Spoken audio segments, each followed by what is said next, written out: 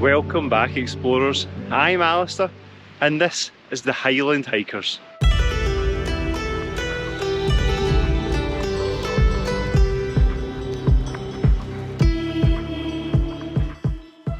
So you're joining me today on what I feel is quite an exciting day. I feel like I am finally going to christen the winter gear. You can see up behind me, snow on the peaks. That looks like that'll be crampons at least. There's nice broad summits to these mountains, so maybe not too reliant on the ice axe, so I've still got it with me. But I'm very, very excited, especially this bit up here. That looks really stunning. Just coming right off the top and round that ridge, we're heading back down here. So I'm heading up 2 Munros today. I'll let you know about which ones they are later on. But like I said, this is really exciting. Sadly, Douglas can't be here to share in this excitement, but he's done winter Munros before, so you know, this is all second nature to him. So, but yeah, he's also done these. These are going to be brand new for me. So also taking my Munro tally up a wee bit further. So I'm going to head up beside this river, cross over it, and then head up a nice path up to the first summit.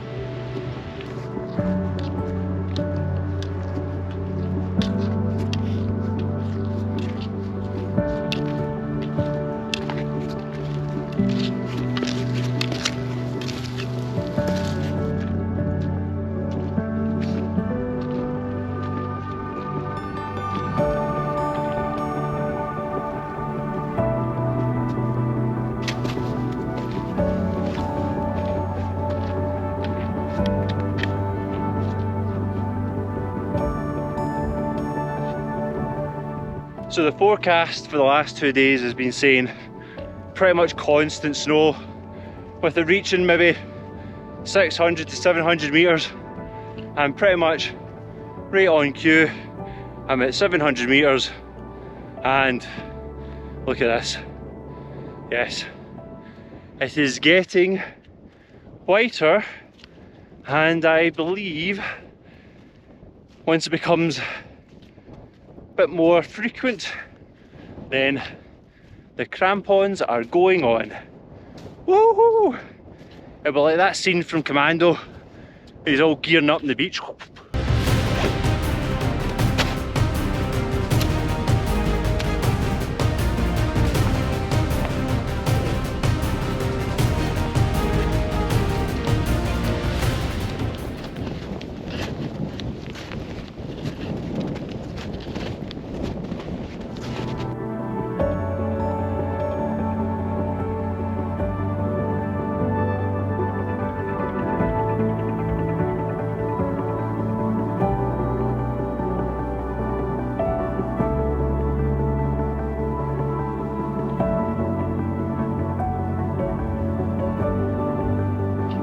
The wind's picked up a good wee bit, so I put the extra layer on just to make sure I'm nice and warm. But the snow is getting deep. Oh, and it certainly makes it a lot harder to walk on, even with the crampons. Oh, and I think I might just get the ice axe out in a very short while. I think I've got like kind of one more kind of band of no snow to get through, and then I think it'll be ice axe time.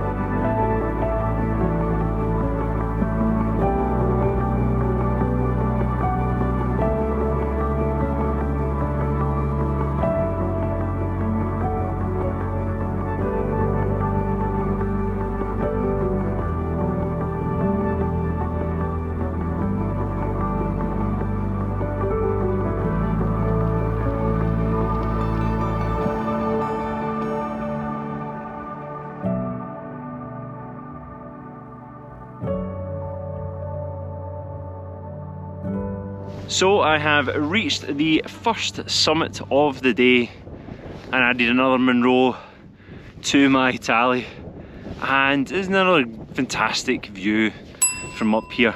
You may be wondering where I am today. So I am at the top of Geal Chàrn. Now if you watched last week's video, you'll be going, hold on, you're up Geal Chàrn last week. So how's this a new Munro if you did that one last week? Well, I think there's umpteen Geal Chàrns, and I think this is the shortest Munro for sure. This is it, or not of all Munros, but certainly the shortest Geal Chàrn Munro. It's 917 metres tall, and it just sits above the Drumochter pass. You can't quite see the summit from the A9, but you can see pretty much the whole way up, and you can also see the next summit, which we are heading to after this one from the A9, and that's Mharconaich, which is certainly a good 60 metres higher than this, I think. So there is a bit more snow up there, but I'm not entirely sure if I'm going to be getting the crampons back on again. Got up towards the, you can see behind me, like there's no snow up here. It was all in the kind of north or northeast face of the mountain. So yes, fantastic so far. There's a few people ahead of me. I'm going to have a wee snack before heading up to the next point, let them get a wee bit further ahead, hopefully maybe get to fly the drone at the next summit. It's a wee bit windy here, and yeah, it's a big kind of round featureless summit, but the second one looks a lot better. The views over from here straight over towards Ben Alder, and just all these other white topped mountains all around. It's just absolutely spectacular, and yeah, definitely worth the effort coming up here today.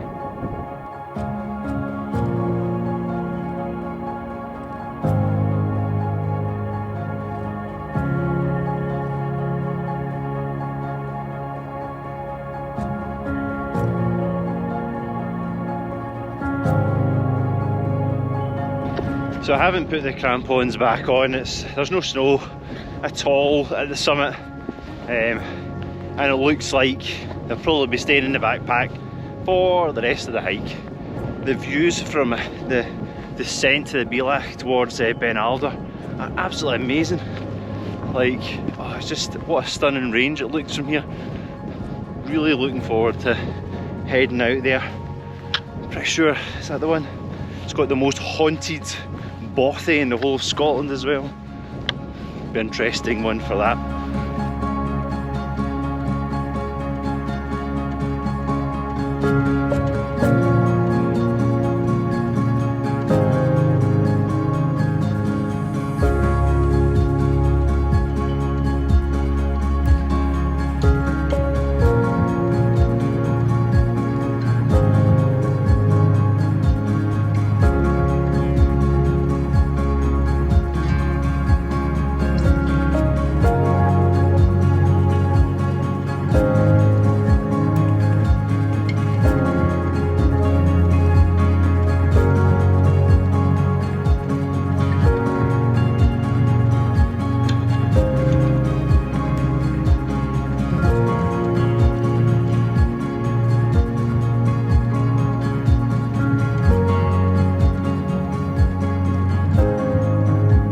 So I have reached the second Munro of the day, and I'm at the top of Mharconaich, which I think is about 975 metres. I'll put a wee thing down the bottom corner if I'm wrong.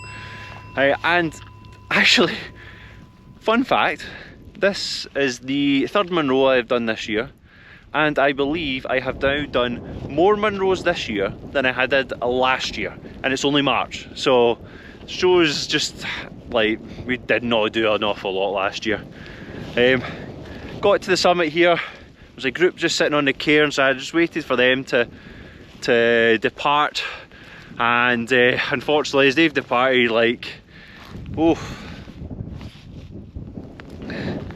the clouds, the snow is coming in, but it's still been a great day. Met a lot of people up here who have been heading up here about the same sort of time. We've all summited almost identically. So met a chap who's heading up Mont Blanc in a few months' time, which sounds like an interesting but expensive challenge. So I think we'll need a lot more subscribers before we try anything like that. But fantastic views over to two of the other Drumochter Munros that you can do over this way. You can do them in a pair, and these two in a pair, or you can do a big massive day and do all four. But yeah, just two for me today.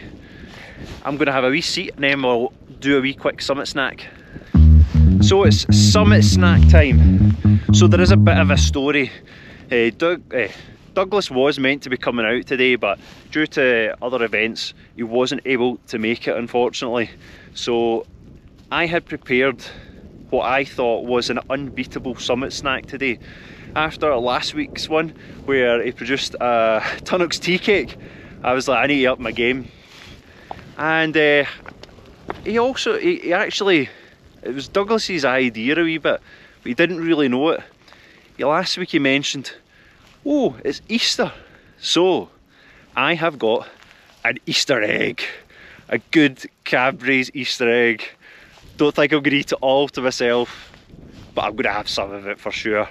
Now, I'm not sure what Douglas could have brought that might have topped this, but I have a feeling that Summit Snacks may be escalating considerably after this. So let me know what you think of taking an Easter egg. It's actually still solid, unbroken, I think, and it's not even been in a container, so I think I've done a pretty good job. Go have a wee snack and then head off into these snow flurries that are now starting to happen.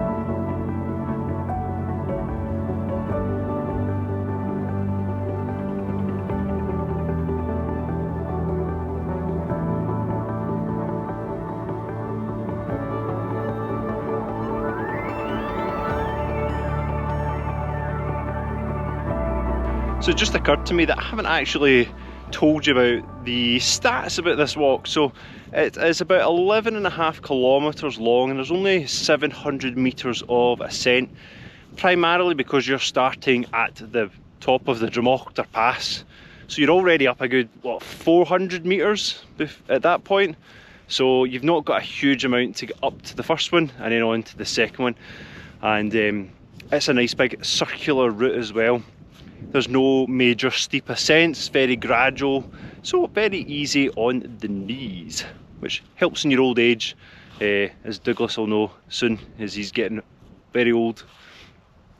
It won't be long now before I am pretty much back down at the A9 and we'll hear the roar of the road going by, so might cut it short soon, but we'll maybe look see what else we can see on the way down.